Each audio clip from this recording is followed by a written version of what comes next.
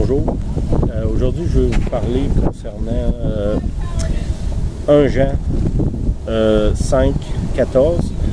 J'étais à Charlotte, en Caroline du Nord, en réalité un petit peu au sud de Charlotte, à Morningstar, où est-ce que l'église de Rick Joyner allait. On est ici pour une conférence cette semaine, rencontrer des amis, puis être ressourcé, c'est une bonne chose.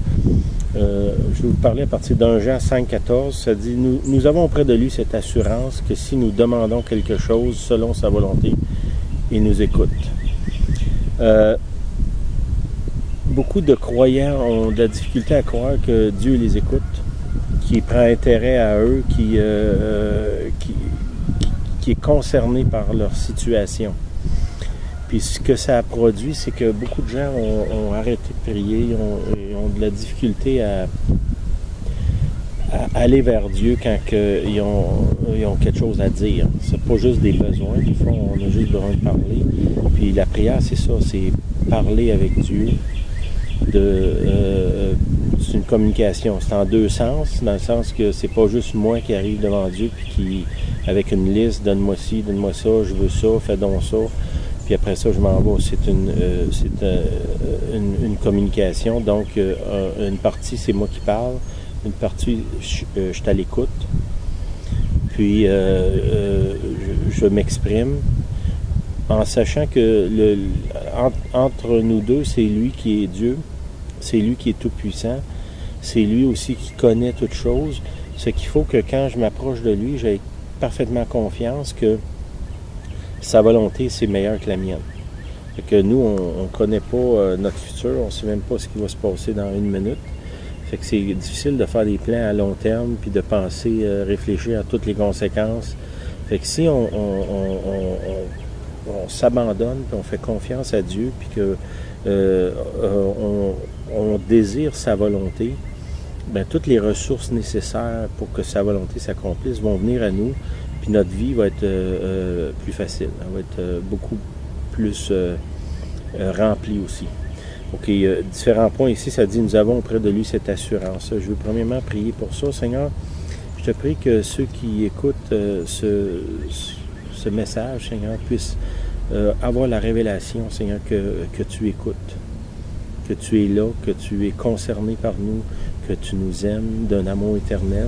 Seigneur, je te demande que cette révélation-là vienne dans le nom de Jésus. Seigneur, je te prie aussi qu'on puisse être des gens qui n'ont pas peur, qui ont l'audace d'abandonner notre volonté, nos désirs, nos plans pour embrasser les tiens. Seigneur, je te prie que, comme le Seigneur nous a donné dans la prière qu'il nous a laissée, que ta volonté soit faite, Seigneur. Non pas la nôtre, mais la tienne, Seigneur. Parce que, en réalité, notre bonheur se trouve dans l'accomplissement de ta volonté pour nos vies. C'est pour ça qu'on a été créé, pour faire des bonnes œuvres que Dieu a préparées d'avance pour nous, comme ça dit dans un autre verset.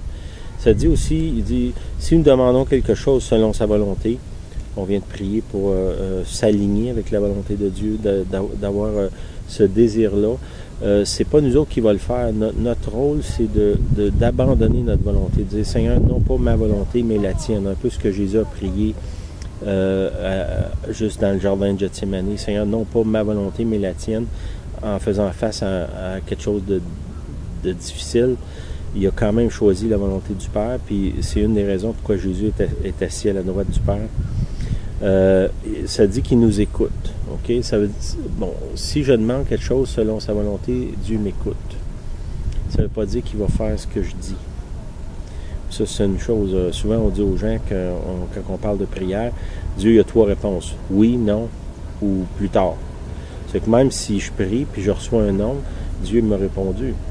Puis il faut que je sois en paix avec ça, que je ne commence pas comme certains chrétiens que je connais qui, quand Dieu ne leur donne pas ce qu'ils veulent, ils boudent, ils arrêtent de prier.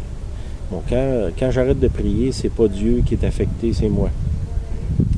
Ça fait qu'il ne faut pas que j'arrête de prier.